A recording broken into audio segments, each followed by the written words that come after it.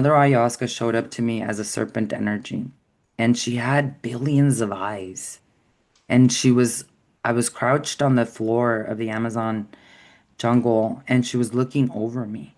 And those billions of eyes were not judging me. They were simply, it was like this nurturing energy that was present, that was saying, you have free will in the physical. I'm neutral. I'm here to express myself through you. And this Kundalini energy is within you that you can activate and that you can also learn to become the most effective advanced technology. I'm teaching you how to live, she told me. So I was already getting the signs of the serpent and the signs of Kundalini, but I had never heard of Kundalini yoga. Weird enough, because I'm telling you, I had explored so many different types of yoga. So of course, when the student is ready, the teacher appears, right?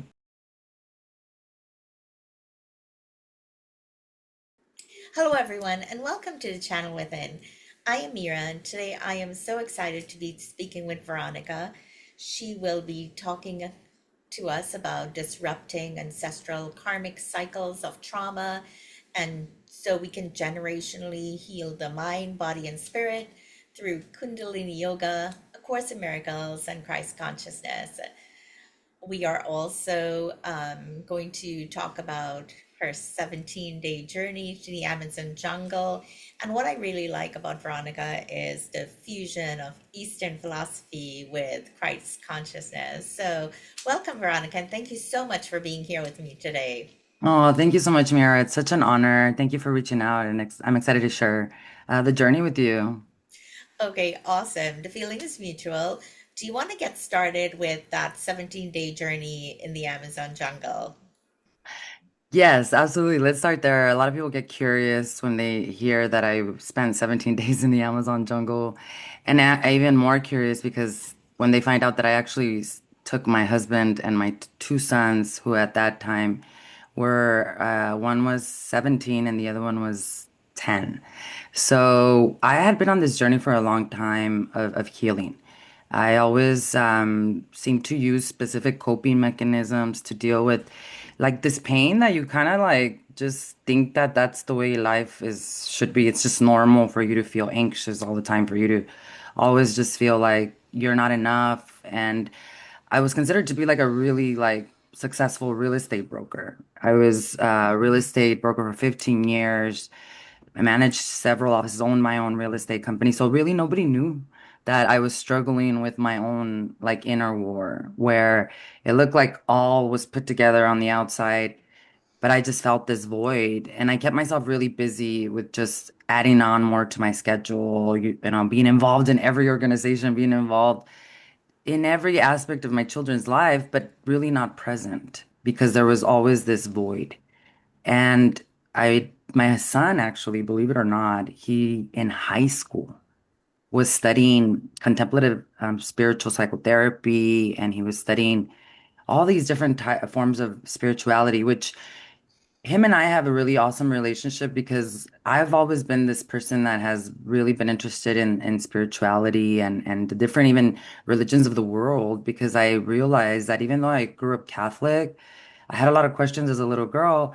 And also that all of them, after I started studying them, they were all saying the same thing. So I thought it was really neat. And even though I grew up in a Catholic home, my mom, was definitely your typical Catholic wife. She didn't venture out into meditation or yoga. So I was kind of like a rebel. I was kind of like the black sheep of just not really like I hate saying black sheep because it's not like they treated me that way, but I kind of walked my own, path and journey and explored. And so I started taking him to conferences when he was like in eighth grade, and we went to this Celebrate Your Life conference which had like these amazing spiritual speakers, and he attended all these different things. So he was kind of like always like an old soul, really interested in these Wow. things. And I always say like our children, I don't know what you think, Mira, but I think our children sometimes are like our guides to like our parents, maybe in another lifetime, because that's how I felt with my sons, both of them. And I was a young mom. I had him at 17. I was pregnant at 16. My husband and I, high school sweethearts, we met in junior high. We're still married 27 years, but we were going through a lot during that time. And my son wrote a report on psychedelic assisted psychotherapy for high school. and Wow. the teacher loved it. And I was so new. I never gravitated towards like traditional medicine because even my mom, even though she struggled a lot with grief and a lot of depression that she didn't even know she had, because in our culture, you really don't talk about depression in Mexico, and people don't really know how to identify it, and they're just like, get over it, be grateful kind of thing, you know? And so she really didn't know how to deal with it, but she also never really took pharmaceuticals. One doctor was going to put her on antidepressants, and the doctor then ended up telling her because my aunt had transitioned in that time and I was 8 years old, and she was going through so much grief. And the doctor literally, like, thank God for this doctor because the doctor was like, you have children, they need you. And it was like a wake up call for her where she didn't resort to the pharmaceuticals because they were making her feel worse in that time. Imagine in the 90s, still even way different than today. And so she kind of just dealt with her pain in very different ways, right? The way that she was always worried about us growing up, the way that she was always strict, the way that she was always and definitely could not show love because she wasn't shown that as a little girl. She struggled so much with losing her father, my grandfather, at a very young age. So I had really explored all these different types of spiritual modalities for a long time, even as a real estate broker. And I would attend these spiritual conferences and I started practicing yoga and meditation back in 2008. Not consistently, but definitely started to venture into them. And when my son told me about the Amazon jungle, I was like, wow, like I didn't even know that existed. And then I did my own research, and this is like spiritual healing. I call it the surgery of my soul. That goes back to thousands of years that our indigenous ancestors have been doing for such a long time. And I even found out later through there's a scientific study that shows that ritual is actually much more powerful in healing, especially for trauma, than any type of cognitive therapy. Because ritual, you're really working with the energetic field, right? Of where these imprints of what trauma does to the body, to the spirit, to the mind. So when I did the research, it's almost like everything fell into place and we were on our way to the Amazon jungle. I the perfect place came to us where we worked with shamans for 17 days. We started in the upper mountains of Cusco. It's a beautiful town, very high elevation. We work with this plant medicine there known as San Pedro. I did, myself and my husband. My 17-year-old at that point did work with San Pedro, but not my younger one. San Pedro is a cactus medicine, and she's a masculine energy, and it was a struggle for me. The shaman took me up to the top of the Cusco Mountains with the women and separated us, and we did a womb healing ceremony there. And that's really what began for me to start to unveil just how much I was actually carrying and how much not just for myself, right? Like generations and generations. So it was very liberating. We stayed in Cusco for about, I think it was like 5 days, and then we headed over to the jungle. And that's the Amazon jungle of Peru, a little town called Iquitos. If it's so whimsical, it feels like it was like Alice in Wonderland. You know, even the characters that showed up, such an experience. And we ended up at the jungle and we stayed and worked with the Shipibo shamans. And the Shipibo shamans work with this plant medicine known as Mother Ayahuasca. It really has become more popularized now in the West, and you're even hearing the government talk about plant medicine like ibogaine, and but I really am concerned with the fact that they don't respect it and they don't treat it. There's no spiritual component. If you're just gonna treat it like another pharmaceutical, you're missing the biggest concept because the plant medicines, you can't control what they're gonna show you, and if you abuse and disrespect them, they will close out and they will not work with you. And so I think we're in a very interesting time. Well, we'll see what happens, but you definitely cannot play with these things. I prepared for this. I fasted. I cleansed my body. I learned about the plant. I learned about the tradition so that when I was there, I was not disrespectful. And also so my children, because my children were going to be part of this, even if they were not partaking, they were involved in the ceremonies and the people that they met, right? And so the ceremonies in themselves in the jungle were life-changing. I mean, I understood ancestral healing. I understood the quantum field and the universal mind of God, that how we're not separate. how everything becomes an imprint in this world, literally, and how we can reorganize energy. How my ancestors, yeah, there was a lot of grief and a lot of pain, but there was also a lot of wisdom. There was also a lot of gifts. And it was truly just the beginning of my journey because the healing journey did started there. I was blessed enough when I got back from the Amazon jungle, I was a mess. The energy had traveled to the upper triangle. We are two triangles of energy. Lower triangle governs our earth, realm, which we're here as souls to truly live and express ourselves and co-create with the divine, right? We're not of service if we are lofty and just in the upper triangle where we're not grounded and where we cannot spread the light, right? Because that's what we're here to do, to expand through relationship and through people. And so when I came back, the energy had traveled to the upper triangle. I'm usually, as a real estate broker, still then, I was still drinking alcohol. I wanted to stop drinking alcohol. That was my coping mechanism to deal with this mind that would not stop. And it was something that was a pattern in my lineage. I've had family members, even recently, that have transitioned from alcoholism. And so when I came back, I was not grounded. I could not be around people. I was still drinking alcohol to cope with the everything that had been shown to me. Like, here's the key, but you still gotta get up and open the door, right? So I remember I had this moment where I was like, I'm worse than when I left. I felt like I was in heaven over there. Everything was perfect, like, but the shaman was very honest with me and he said, that you're gonna start to experience a lot of interesting things. And sure enough, it was like near death experience after near death experience, like in a way where it was just like this constant death of this ego and this constant need to control, which was very scary. And then I remember surrendering and saying to God, I am worse. I need your help, and somebody told me about Kundalini yoga. And I was like, I've never tried Kundalini yoga. I had tried Bikram yoga, right? The hot yoga. I had tried Hatha.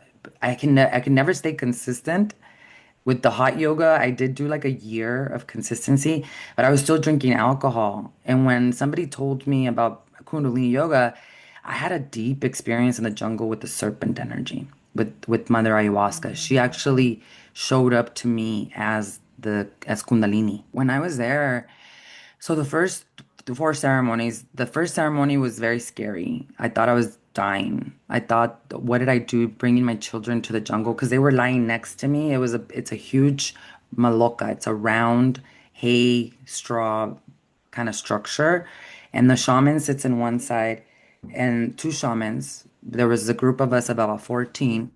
The woman shaman, very powerful, hardly said anything, but her presence was everything that was needed. And first ceremony was, I thought I had made a huge mistake. I thought I was dead. It was so, I was shown everything that I considered to be my deepest pains, and I thought that I was not going to be able to feel them. And I went into this ether where I just thought I was gone. And because this medicine stays in you and works through you for 4 to 6 hours, and you cannot control what's happening.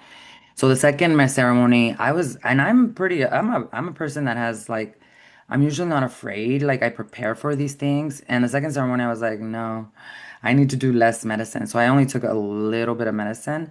And that was very heart opening, where that's when I started to understand the quantum field. I started to understand how really there is no veil ever, and how our brain is actually created to see sacred geometry. I was able to see the imprints of the ancestors. I was able to see that they're not gone, that they're always here, and that we can consistently connect with them. I was actually shown ancestors that I had never even known in the physical realm, which later I was able to connect back to through my grandma because she was still alive during that time. And I was shown also that really nothing has gone wrong. There is dark and light, that we are here in this realm known as Maya, as students of this university. And that even those things that we consider as trauma, as painful as they are, that even through that, we're always connected to this unified field, to this God source, to this all loving energy that will forever, ever be within us. And that our true purpose as a soul here is to self realize as the light, and to also reconnect with that all-loving source. Because through religion, we've been programmed that it's a judgmental guy that sits on a chair. So I carried a lot of guilt. I carried a lot of shame for the alcohol, for my coping mechanisms. I thought I wasn't a good enough mother. I thought there were so many things that were wrong with me. But with the plant medicine, I was shown, but it wasn't integrated. That's the problem. And a lot of people will have these experiences, but they don't actually embody them. They don't actually live them in their life. That became my journey once I came back. And that's where Kundalini Yoga. Why? Because Mother Ayahuasca showed up to me as a serpent energy. And she had billions of eyes. And I was crouched on the floor of the Amazon jungle, and she was looking over me. And those billions of eyes were not judging me. They were simply, it was like this nurturing energy that was present, that was saying, you have free will in the physical. I'm neutral. I'm here to express myself through you. And this Kundalini energy is within you that you can activate and that you can also learn to become the most effective advanced technology. I'm teaching you how to live, she told me. So I was already getting the signs of the serpent and the signs of Kundalini, but I had never heard of Kundalini yoga. Weird enough, because I'm telling you, I had explored so many different types of yoga. So of course, when the student is ready, the teacher appears, right? Yes, that is so true. Yeah. I love that. You mentioned that the shaman told you that you have the key, here's the key, and you have to open the door. It that has to take, just being there, the downloads, processing it. It takes a lot of courage to do that. And dealing with alcoholism, which I feel is also the way many families operate in a social setting. So thank you for sharing that and being so vulnerable and authentic about it. You talked about having some NDEs. So was that meditation experiences that you were having with the ayahuasca? Yes. I was having meditation experience. Is that what you said? Yeah, yes. Mhm. So yeah, there was basically just layers of the ego dying, which was the mind that was trying to control. And that was it felt like constant death. So when I came back, I was invited to go to Kundalini Yoga. I took my first class and I thought, by the way, I was in this room, ashram with this guy with a beard and a turban. And I'm like, what am I doing here? Like, truly, I was like, what is this? So sitting there, we start to do breathing and we start to do this Kriya. And it was like I was back in the jungle. And that's when I was able to start to really understand what the medicine was telling me, integrate. Why? I realize now, first, Kundalini Yoga is a science of angles. So my energy was actually now moving and flowing, not just stuck up at the upper triangle. So I was able to bring it down. So when people go through like psychosis or spiritual, what looks like a spiritual emergence, it truly is the energy has traveled to the upper triangle. It has no way down. And it happens through trauma, through spirit, medicine, plant medicine can happen if you're not, you can't really, you can prepare, but it can still happen to you. It can happen spontaneously. A lot of people have never meditated, have never, and all of a sudden they're having these spontaneous awakenings, right? And it can be can look like psychosis. Now, thank God I had already done a lot of studies on this. First, even with indigenous teachings, I was born in Michoacan.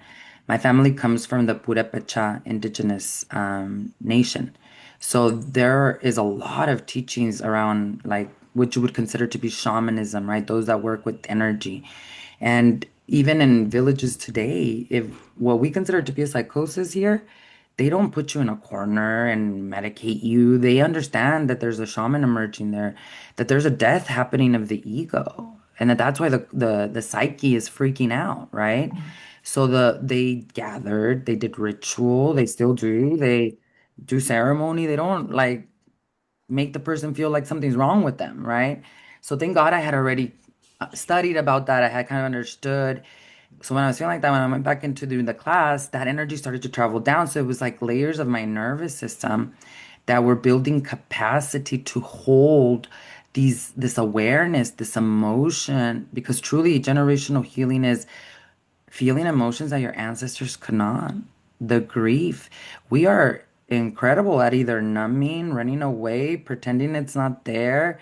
We don't talk about that. The guilt, blood is thicker than water. It's incredible. We're like escape artists, right?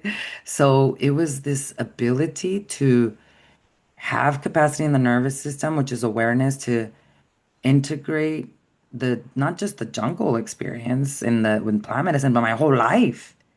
Because what I was building was vitality to stay present, to not run away as uncomfortable as it got. So I kept going to Kundalini yoga classes. I kept attending. Within a month, I knew that I wanted to be a Kundalini yoga teacher because within a month, I stopped drinking alcohol completely. And it was why? It wasn't because I'd replaced something. I had done that. I had done other yogas. It was because it was so direct on my nervous system. It was so direct on the brain. And plant medicine, granted, it builds new neurons. It absolutely does. There's science behind this. So yes, but if you don't keep doing the practices to continue to flourish that, it's like you're just going to revert back. And what Kundalini Yoga was doing for me was building this capacity where it started to become a new baseline for me, where it started to become this new starting point of, wow, I'm reducing cortisol and adrenaline. I can be more present. And when I started to notice that I wasn't waking up in stress, sweats, because that's how I used to wake up as a real estate broker. I had a lot of stuff to do. I have the same amount of things to do now. I have the exact same schedule, but I don't wake up in sweat. I don't wake up anxious. I don't wake up. Why? Because I took care of the nervous system. So that's where all those near-death experiences started to happen, where it was like, wow. And then that took me to the journey of combining the Christ consciousness teachings that I had been studying since 2008 as well, which was a lot of forgiveness. And ultimately to the point of, oh my gosh, there's actually nothing to forgive. Like I said, in the quantum field, there is no bad or good. Your ancestors didn't do bad or good. Your ancestors did the best they could based on their level of consciousness. God does not make a mistake. And so we're not here to fix something. We're here to reorganize energy to increase vitality so we can go above patterns that don't serve us. And that's what I consider the generational healing journey to be. I really love that. I actually wrote that as well. Our parents did the best, and ancestors with what they did the best they can with their level of awareness, consciousness. And I love that you said there is no veil. And so are we able to see based on our level of consciousness as well, the beyond the piercing of the veil, or just the way we vibrate? That's exactly it, actually. That's a great way to describe it. There's scientific studies that now show that your brain actually is wired to see sacred geometry. In plant medicine, what happens is that that veil collapses. Why? Because it's activating the pituitary and pineal glands, which are secreting specific hormones that are creating this basically collapse of the veil or your ability to see the sacred geometry. So kind of think of it like the Matrix with all those numbers, or even Tesla, right? Who created electricity. Everything is a frequency, everything is a vibration.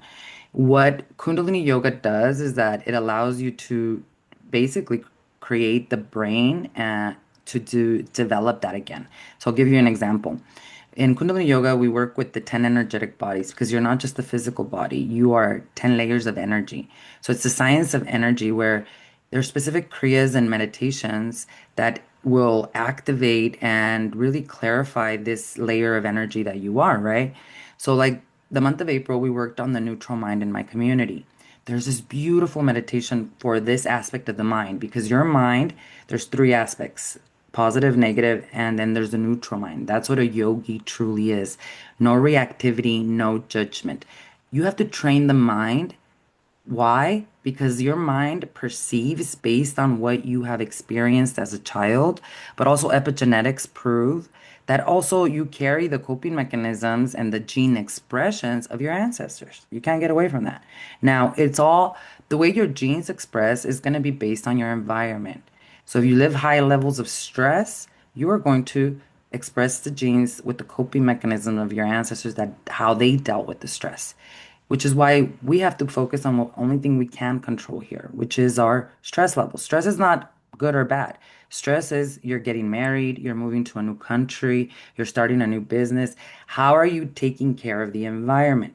Because that environment is blocking your brain from functioning, from seeing the forever presence of the sacred geometry, however it shows up for you. Some of us, it's numbers. Some of us, it's truly like the sacred geometry of like what you see in visuals and plant medicine, right? Like the Merkabas, which are these grid lines of energy. Some people can see auras, which is the electromagnetic field, because truly, what is an aura? It's your thoughts, feelings, and emotions. So yeah, it's the frequency that you were talking about. So this meditation, known as the Blue Pearl meditation, we were practicing this month in Kundalini Yoga. What you're doing is you're activating drishti, which is you're looking at the tip of your nose. We're rolling the tongue back. All of these have an incredible impact on especially the brain. Neutral mind, pituitary pineal gland, all the way to the back of your brain, right at the center. When do you, as a Westerner, as a modern day, when do you exercise your pituitary and pineal? We don't. That's why we can't see the sacred geometry. That is why we also are living in high levels of stress. So this month we worked with this meditation. I had never been able to see the blue pearl myself, and it's not something that I attach to. I don't care whether I see the sacred geometry or not. I am devoted to my practice because my practice is my way of connecting to the divine within. The Christ consciousness is a scientific process that happens in the spine when we are hormonally balanced, when we are regulated in the nervous system, and when we've rewired the brain. So this meditation, constant exercise on the pituitary and pineal, that is causing melatonin to secrete. It is scientifically known that actually patients or people that have struggled with cancer, they have low melatonin rates. They can't sleep. Their circadian rhythms are off. Why? High levels of stress. Their pineal pituitary gland is not activated. It's basically shrinking because of trauma, systemic trauma, genocide, war, you name it, right? We're in Maya. So this meditation started activating. I actually got to see the Blue Pearl once, because I Wow. practice. I practice with my community. Not only do I say, here's what we're gonna do it together, right? And it was so amazing. Other women in my community saw it 5, 6 times, and some women did not, right? No one's better, we're all dealing with different aspects of the brain, but you can all train yourself to do this. We can all do the same things that Jesus Christ did, that Krishna did. They all speak about the same thing. I'm a huge student of Yogananda and So his. am I. Oh, really? Oh, no Yeah. way. Yeah, Yes. I've kind of retired. I started with the Course of Miracles, and that's what really taught me, because I had a really kind of negative attitude towards even religion for a while because I had so many questions and I really felt like it made me feel worse, not better. And I thought, why does the place make you have more questions, no answers? And I don't want to say this negative about all churches and all religion because my mom has a beautiful community and she still goes to Catholic church and she'll invite me and I'll still go because I'm not there to convert. I'm not there to judge. I love everyone. And that's the beauty that I got to study like all these different religions, right? But the whole point about that is that, Yogananda teaches scientifically through Kriya Yoga the scientific process of the Christ consciousness. That's seeing sacred geometry. That's being able to walk on water. Can I do it now? No. Do I want to? I don't care. Like I'm so happy with my life. Like I'm so happy with God. I love God. I don't believe in God. I know God. I've had an experience of God. And it wasn't just through plant medicine, because it did happen with the plant medicine, absolutely. But it was through my Kundalini yoga practice. It was through my daily meditation. And not every day do I see God. Oh my gosh, no. Most of the days, I'm working through stress like a human being. So there are emotions, there's anger, there's frustration, there's, am I doing this right, God? Even though I'm fully surrendered now because my nervous system is definitely much more re-educated and God moves through me and I can hear God, right? That's intuition. I still am a human being. My grandmother transitioned 2 years ago, matriarch, right? That was, I had to work through grief. But if I didn't have my practice, I think I would be still stuck in grief. I worked through it with my community, with myself, with my practice. Within a few months, I really, really was able to understand and to understand that she's also still connected to me. She is me. I am her.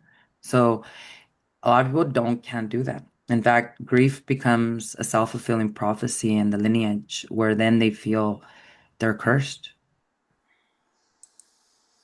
What are some tools we can use to overcome grief? That's the toughest ones I will say in the lineage because grief it's the same as birth. So nothing is gained at birth, nothing is lost at death. Now, to say that to someone who's grieving is horrific, um, because it's something you have to understand, not with the mind, but with the heart, with the body. And what I mean by that is grief is a series of contractions and expansions.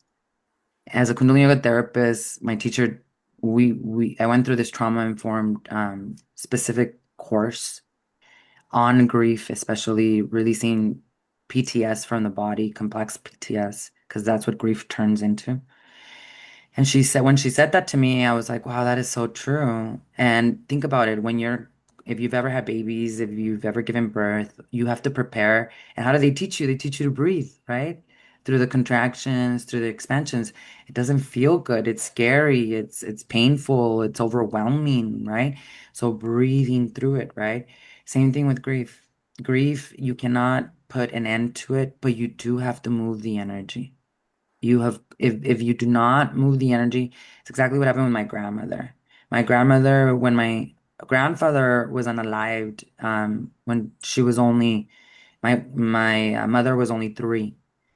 My grandmother did not even have time. She had to figure out how to survive, right? Like, how is she gonna feed 8 kids? So she didn't have time or the tools. That's when meditation and yoga and community. For us that are grieving, where someone has just transitioned, you're not going to be able to meditate. Please don't. Absolutely not. You're not, it's going to be difficult for you to even be part of community. But just know that those are the things that are going to bring you out of it. So I like to go live on Monday, Wednesdays, and Fridays on TikTok.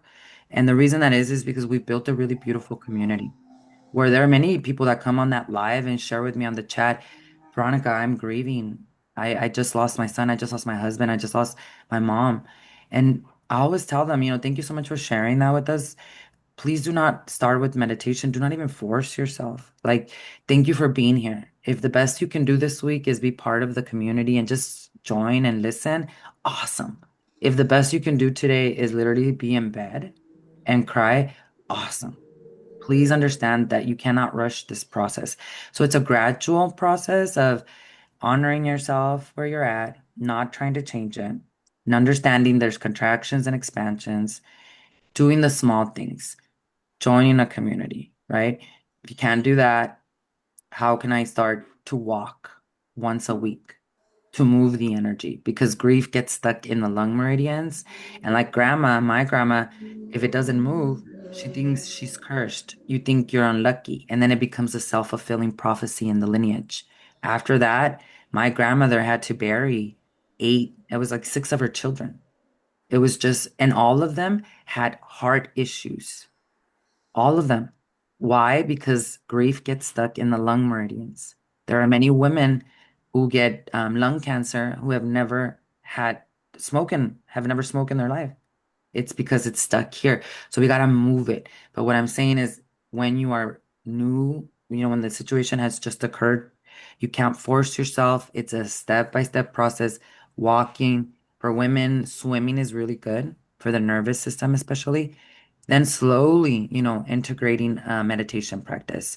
There's a beautiful meditation practice that you can find on my channel. It's called the Curtain Kriya. There's so much science behind it. It's the Alzheimer's Association has studied it. Universities like UCLA, it actually reverses Alzheimer's. It's very effective on the brain and on the nervous system. And so that's a great entry point for any one of us because it's actually active where you're moving your fingers. So you're not like asked to sit there and kind of like close your eyes and try to relax. That's really activating for someone who's going through grief or who's had a lot of trauma. When I first started practicing, I couldn't even do savasana. And my meditations, they were just like this, right? Like I couldn't sit still. If you're going through grief, don't expect yourself to do that. And so I think we have to really talk about this because a lot of people get these, they feel bad, like they're doing it wrong. Or like they're oh I should be better now, or I should why is this not working? No, you build safety in the nervous system. You build capacity slowly. We talk a lot about that in my community. And there's a woman in our community who's now 60 days into one meditation, and she's so proud of herself. Instead of trying to do all these different things, right? And she's building safety and capacity in the nervous system. She's no longer abandoning herself. She's no longer abandoning her inner child. Now she's ready to like build up in from that practice, but because she did that consistently first. That's beautiful. I heard you speak about healing seven generations behind and seven generations forward. Can you talk about that a little bit? Yeah, so a lot of now, we're getting so much more exposure with quantum physics and really understanding energy and we hear a lot 7 generations before and after, but you also now are hearing 14. And I equate that with probably the 7 plus 7 equals 14, right? So some spiritual traditions might consider that to be just one because it's not linear. The healing journey in itself is actually cyclical, and it feels very uncomfortable because you go back and forth. What feels like back and forth because what you're doing is you're building capacity in the nervous system to repeat a cycle, a thought, an Mhm. experience, so that actually you can respond differently. And that breaks the pattern. And it's that awareness, actually. So when you think about that, when the healing journey, time in itself is an illusion. And, we are going to, the way we experience time is going to change dramatically in the next year. And, so what we are understanding is the brain in itself. When you close your eyes, and you visualize something, the brain doesn't know that you're not there. The brain starts to send the hormonal signals to the body. So that in itself proves that time is not real. We, it's called the reticular activating system part of the brain. We use it in a very negative connotation way too, though, because we haven't cleaned out the mind, we're constantly in that pattern 95% of the day, and then the reticular activating system part of the brain is going to work and creating the same things in front of you. So why 7 generations is because it's not linear. Every time you respond differently to something that your ancestors were constantly was a habit or a pattern, you're affecting the quantum field. You're affecting you're not it's not here to there, A to Z. It's actually the reorganization of energy that impacts the entire lineage because that DNA, that coil DNA does create a form of connection in the quantum field to all the ancestors. So that's why it is said, I don't like to get caught up necessarily in just 7 because I've gotten back. I'm telling you, I think I've gone back to ancestors that probably I would say would be like maybe even 20 generations back. I really cannot tell. And even with the findings that they have found in Egypt and in Mexico, in Oaxaca, it's going to change the way we understand time. It's going to change the way we relate to it in general. But yeah, that you'll hear that a lot, and that's because time is not real. You change something energetically, your body is energy, it's pure energy. It's a field. Your fascia is the collagen that connects all of the organs that is piezoelectric. It's sending signals. So you are like pure energy. And when reorganized, that impacts the entire field, which changes ancestors before, but especially ancestors after. Because now you're building new neurons in the brain, which are bridges, and that new neural pathway is also a bridge in the quantum field where the new generation doesn't have to travel through the old. quantum or through the old streets.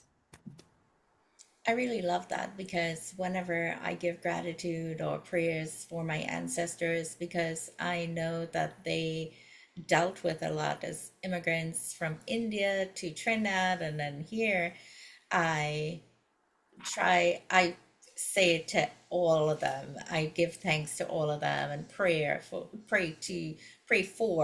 all, the entire lineage. So that is so comforting to hear. Yeah. And for those who are not, there are some people who have decided, some younger people, to not have kids. There are definitely some of us that incarnated into the family to not have children. And that in itself actually is a healing a pattern, believe it or not. So the more that you force it or the more that you think something has gone wrong, that's actually the lesson. The lesson is that nothing has gone wrong and that I'm holding a placeholder. And truly, if you think about it, the lineage actually continues not with the sons, it continues with the daughters. That's beautiful. Yeah.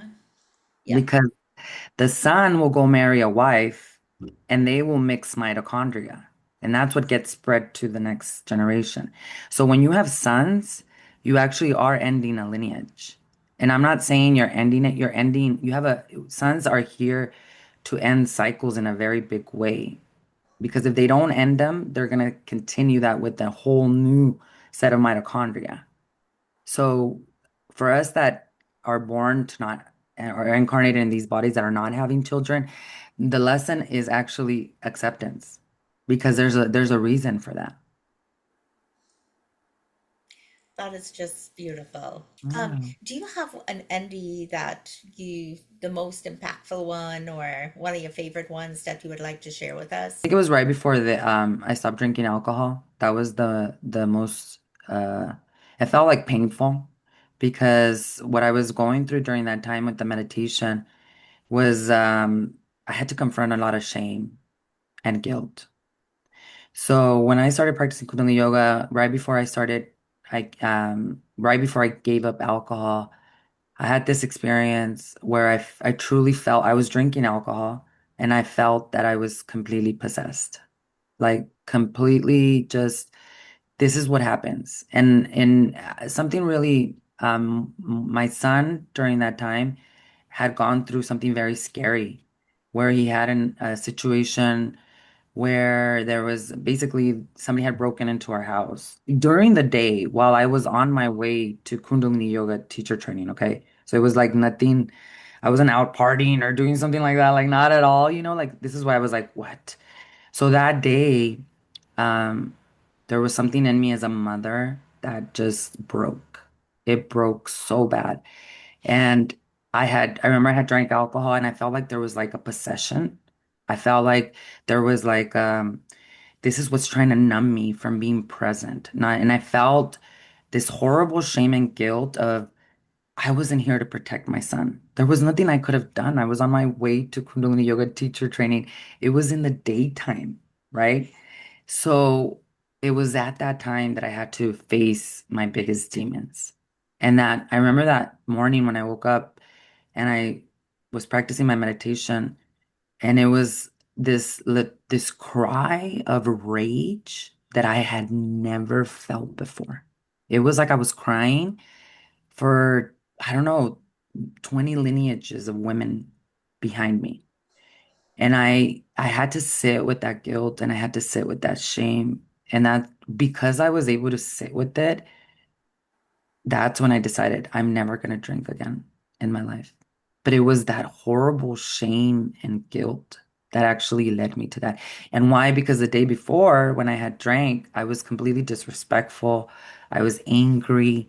I was projecting it, especially to my husband. And I didn't like that.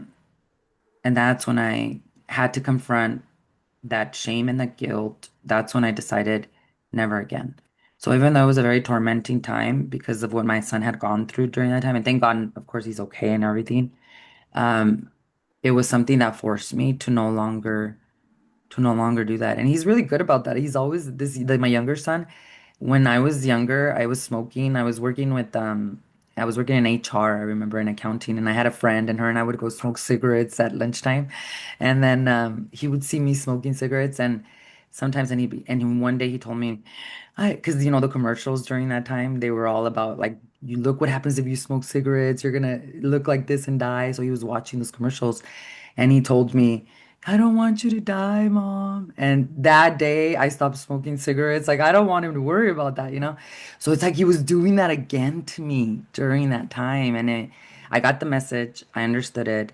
And that's when I decided. And it wasn't easy afterwards because I didn't have the coping mechanism of alcohol. I had to do a lot more confrontation, a lot more facing myself. It's been now almost 8 years since I've drank alcohol, no cravings. And it wasn't that I had the craving because when my nervous system had that capacity to deal with it at that point. So I've never had cravings. But what was hard was I had to face all this stuff that I had numbed for such a long time. So through that, also, there was even more. There was healing in my marriage that I didn't even know needed to happen. There was healing as myself with my mom. That was another big one too, where I was finally able to release her as my enemy, and to really see that she was only acting out of her level of consciousness too. Why? Not because I was spiritual, or it was because my nervous system. My nervous system was regulated, it was re-educated. I had the capacity to confront my emotions so that I could stop projecting them. So I stopped learning through the bulldozer method since that day. I call it the bulldozer method where we learn the hard way, right? I love it. Yeah. And it's not God punishing us at all. But that is my last time that I said that's it. And I've had other ego deaths, but not in that very like stressful way. Ego debts of like generational wealth. I broke that really in a big way, leaving the industry of being a real estate broker for 15 years, over six figures. Everything was comfortable, right? Starting all over. That was something else that I had to work through, self-worth and really knowing that it is actually safe for us to absolutely have resources and do the things that we love in this world, that we don't have to be enslaved. That's beautiful, Veronica. Can we talk about your book now? Yes. So this all I want to thank the community. It's the community of sisterhood that has really created this book together. We've all shown up with a lot of courage and a lot of dedication and devotion to do this work. And what the book is, it's actually called Tending the Ancestral Garden, Reclaiming the Sanctuary, Healing Generational Trauma Through Kundalini Yoga Therapy and the Path of the Christ Consciousness. And it's a combination of my own journey, the things we've talked about here, the Amazon jungle, how I was able to heal myself 7 generations before and after. And it's also actually a map of chapter by chapter teaching you about the science of Kundalini yoga, each of the energetic layers, and giving you a specific meditation, trauma informed, something that is not going to activate you or that's going to put you in a state of depersonalization or dissociation so that you yourself can actually break these patterns. And each of the chapters actually has a Christ consciousness perspective as well, because, like I said, that was a very big part of my own journey, combining the two, both the Kundalini yoga therapy and the teachings of Christ consciousness, specifically now from the teachings of Yogananda. That together became the recipe for how I was able to heal myself in the lineage. And each of the chapters also has a story from the garden, how this shows up in real life. So it's a combination of a real life journey as well as science, quantum physics, neuroscience, and metaphysics to combine this map that not only you can take as a journey to heal yourself, but that you can also leave as a legacy for the next generation. Because I truly do think that these are teachings that we should have been taught in school since we were little to understand energy, to understand that we are an expression of the divine, that we are not here to go become someone, that we already are enough. Beautiful. Is there anything that you think is worth sharing that we haven't talked about already, Veronica? You know what? We've covered so much. Thank you, Mira. This has been absolutely amazing. The one last thing that I'll say is that regardless of what you or your family have been through, have experienced, everything in this world is healable. because healing is not fixing. Healing is reorganization of energy and understanding yourself as the pure energy and understanding that God, source, power sees you as this beautiful light. Taking that with you into this journey will not only give you the vitality, faith, and conviction and devotion that you need, but will also make the journey exciting and fun. Because ultimately, these teachings have taught me how to live, how to be joyful, how to find the love even where the darkness sometimes hides it. So thank you so much for having me as a guest. It's been an honor, Mira, and I look forward to continuing to subscribe to the podcast and to continue to listen to all the wonderful guests that you bring aboard as well. Thanks so much, Veronica. It was an absolute pleasure for me as well. I do have three questions for you, quick questions. What brings you joy and laughter these days? I love pilgrimages. I love to travel, and I my number one thing to do is I love to visit sacred temples. I just came back from Angkor Wat in Cambodia, and that was magical. I do want to get to India and Egypt eventually. So the temples really bring me a lot of joy and cooking. I love to cook. That is a meditation for me. It's like my it's what resets my nervous system. And so those are the two things that I right now am truly loving. Of course, I love Kundalini yoga in general, right?